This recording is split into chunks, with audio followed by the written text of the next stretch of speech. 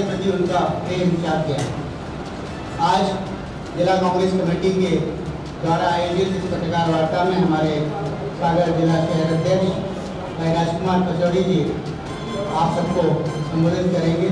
भाई राजकुमार पचौड़ी जी हमारे बीच में हमारे वरिष्ठ नेता और हमारे बुंदेलखंड बार रूम के कोऑर्डिनेटर आदरणीय अमित राज जी दुबे जी, हमारे साथी प्रवक्ता भाई अवधेश तोमर जी, हमारे वरिष्ठ नेता आदरणीय अतुल गुप्ता जी, हमारे सेवा दल के अध्यक्ष भाई सिंधु कटारे जी इस प्रेस कॉन्फ्रेंस में मौजूद हैं। आप सबका इस प्रेस कॉन्फ्रेंस में हार्दिक स्वागत है और आपके ये संवाद है और हमारे अध्यक्ष और हम सब आपके जो प्रश्न होंगे उसका जवाब देंगे। पहले अध्यक्ष जी से निवेदन है कि वे अपनी बात रखने के बाद साथ में ये लेकिन अचानक ही सूचना मिलती है कि हमारी एकमात्र विधायक थी सागर से उन्होंने भाजपा ज्वाइन कर ली। तो जैसा कि आप देख रहे हैं कि पूरे देश में बड़ा ही डर का माहौल है और बड़ी भयावह स्थिति है। भाजपा बहुत ही तानाशाही रवैये से देश की नेताओं को डरा रही है, विपक्ष के नेताओं को डरा रही है और साथ में जनता में भी अपना भय व्याप्त कर रही है। मोदी जी जो है अपने प्रधानमंत्री को इतने डरे हुए हैं कि बार बार 400 पार कहने के बाद आज उनकी ये स्थिति है कि वो सागर में सभा करते हैं, नड्डा जी आते हैं, वो यहाँ सभा करते हैं, यहाँ के जो सीएम है मोहन यादव बार बार एक ही विधानसभा में आते हैं, सुर्खी विधानसभा में।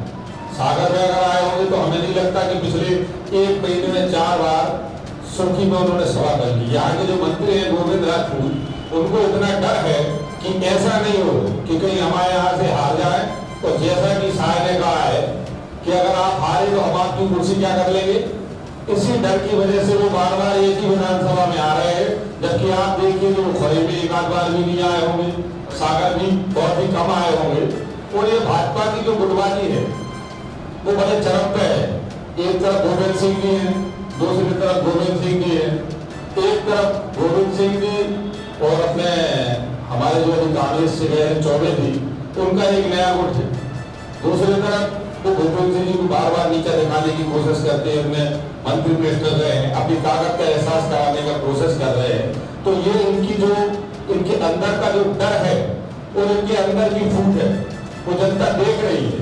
और इसी की परिणति है कि निर्मला सप्रे जो हमारी पार्टी की बहुत ही जानदार शानदार नेता थी और कल तक जो जी जान से कांग्रेस के लिए लगी हुई थी, ऐसा कि वो कमलनाथ जी की बहुत बड़ी समर्थक रही है। कमलनाथ जी की जब बीच में बात आई थी तो उन्होंने कहा था कि हम कांग्रेस के कार्यकर्ताओं से बात करके ही निर्णय लेंगे। या आपको बता सकते हैं जब मीडिया से उनने पूछा था, तो आज आप समझ सकते हैं कि ऐसी कौन सी बात आ गई, ऐसी कौन सी निर्मला सप्रे जी को दिक्कत आ गई कि उन्होंने बिना कार्यकर्ताओं से, बिना पार्टी संगठन से पूछे हुए इतना बड़ा निर्णय ले लिया। कहीं न कहीं ये भाजपा की खरीद फरोख्त का मामला है। हो सकता है ये करोड़ों की डील हुई हो। वहां के जो जिलाध्यक्ष जी हैं वो भी बिना से आते हैं, तो कहीं न कहीं ये प्रशासनिक दबाव बना के और एक बहुत बड़ी डील है और इस डील का जल्दी खुलासा हो जाएगा। और इसका अगर भाजपा सोच रही हो कि आम जनता पे कोई असर पड़ेगा, तो ये आम जनता पे कोई असर पड़ने वाला नहीं है। कल की बात ये है कि इन्होंने जो कृत्य इंदौर में किया था उसकी परिणति ये है कि मैंने फेसबुक पे भाजपा के बहुत बड़े नेता रही हैं, उनका बयान पढ़ा था कि वो इससे बड़ी क्षुब्ध है।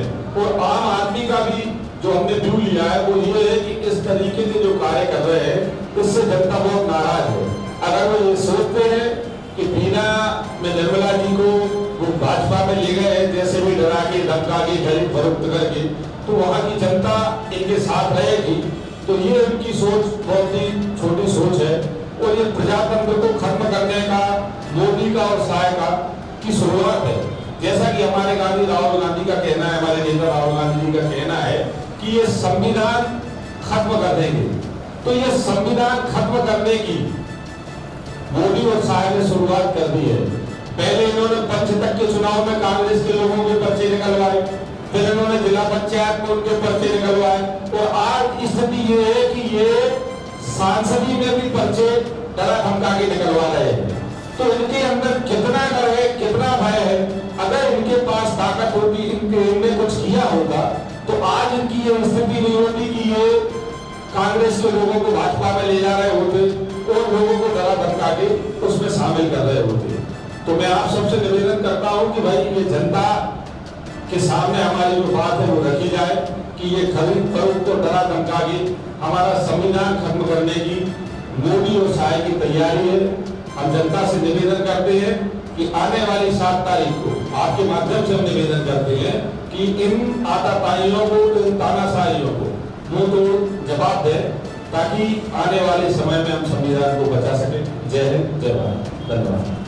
जब उनको टिकट दिया तो दूसरी बात, बीना की जनता ने कांग्रेस के नाम पर निर्मला जी को विधानसभा में पहुंचाया था, और उनको ऐसा लगता है कि जैसे वे खुद के दम पर पहुंची हूँ, लेकिन वहाँ पर अपना कांग्रेस का अपना आधार है और कांग्रेस के दम पर जो विधायक चुनी गई थी।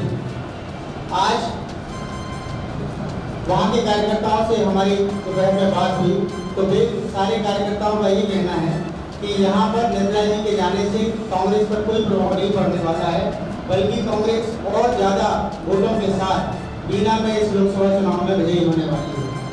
आदरणीय साथियों, हमारे बीच में हमारे बड़े साथी भाई अमित राम जी दुबे जी मौजूद हैं, वे भी आपको अपनी बात करेंगे। ज्वलंत विषय है, आज ही हमारी बीना की एकमात्र विधायिका पार्टी छोड़कर भाजपा में शामिल हुई है, और भाजपा में शामिल होने के बाद उनका जो बयान मैंने देखा है तो उन्होंने कहा है कि बीना का विकास अवरुद्ध हो रहा था कांग्रेस में रहकर, क्योंकि विपक्ष में है और बीना का विकास जारी रहे इसलिए उन्होंने पार्टी बदली है, ऐसा उन्होंने बोला। हम लोगों को ऐसा लगता है कि बीना का विकास किसी की भी सरकार करे, चाहे बीना हो, चाहे खुरई हो, चाहे सागर हो, कहीं का विकास अवरुद्ध नहीं होता है। विकास के कार्य निरंतर जारी रहते हैं, ये सरकारों का काम है और ये प्रक्रिया है। हाँ, एक बात जरूर मैं कहना चाहूँगा कि शायद विधायिका जी का निजी विकास कहीं अवरुद्ध हो रहा होगा, इसलिए उनको इस प्रकार का एक कठोर निर्णय किस डर में, किस दबाव में, किस लोभ में या लालच में आगे लेना पड़ा। निश्चित रूप से ये बात तो वही बता पाएंगी। लेकिन साथ ही एक बात और मैं कहना चाहूँगा कि हमेशा बसंत के बाद पतझड़ आता है, पुराने पत्ते झड़ते हैं, नई कोपलें आती हैं, जिससे पेड़ हरा भरा होता है। तो निश्चित रूप से ये समय है नई कोपलें आने का, तो पेड़ को फिर से हरा भरा होने का। आप सबके माध्यम से मैं जनता जनार्दन की अपील जरूर करना चाहूँगा कि आने वाली 7 तारीख को भारत की 18वीं लोकसभा का निर्णायक चुनाव है। ये चुनाव सामान्य चुनाव नहीं है, बहुत महत्वपूर्ण चुनाव है, क्योंकि ये वो समय है जब भारत का न सिर्फ संविधान दांव पे लगा है, बल्कि भारत का लोकतंत्र भी दांव पे लगा है। तो इस चुनाव में भारत के लोकतंत्र को बचाने के लिए, संविधान को बचाने के लिए आप सब लोग, हम लोगों की अपील जनता तक पहुँचाएं कि एक बार खुलकर बिना किसी डर दबाव के कांग्रेस का साथ दें, सहयोग करें, ताकि इस देश की सुरक्षा निश्चित रूप से बनी रहे। बहुत धन्यवाद। भय और भय से ले रहा है। आज दिन हम लोग अखबारों में, न्यूज़ों में देखते रहते हैं कि ने यहाँ छापा मारा, CBI ने वहाँ छापा मारा। इनको लग रहा है कि लोकसभा में इनकी जमीन की शक्ति नजर आ रही है, इसलिए ये निर्वाचित विधायक को लेकर जनता में संदेश देना चाहिए। जनता समझदार है, जनता जानती है कि जनता ही विधायक चुनती है, जनता ही लोकसभा में निर्वाचित करती है प्रतिनिधि को, वोट जनता देती है। ये आप सब लोग गलत है कि हम लोग इनके चलते 2 साल से देख रहे हैं निरंतर रूप से सांसद हो, विधायक हो, मंत्री हो, निर्वाचन प्रतिनिधियों में इनका शिकंजा नहीं आए तो CBI की रेड, ED की रेड, तो अन्य एजेंसियों का दुरुपयोग करते हुए ये भारत की संविधान को लगातार रूप से कलंकित कर रहे हैं। आप लोगों के माध्यम से हम एकदम अपील करना चाहते हैं कि जनता जनार्दन आप मैसेज दें, आप संदेश दें कि जनता ही लोकतंत्र में सर्वमान होती है, जनता ही जनार्दन होती है, जनता ही शक्तिशाली होती है। वही विधायक चुनती है, वही पार्षद चुनती है, वही लोकसभा सदस्य चुनती है। बिना विधायक जाने से हमारे चुनाव में कोई फर्क नहीं पड़ेगा। हमारा प्रत्याशी बिल्कुल राय है कि वो निश्चित तौर पर विजय होंगे। किसी संदेश का धन्यवाद।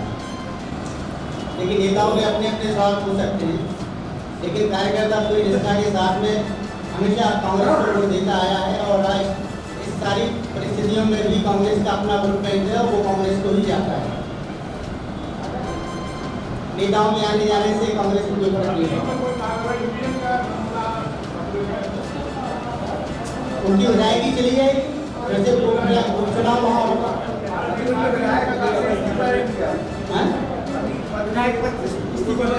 वो तो वैसे दरबदर कानून के अंतर्गत उनका हो जाए।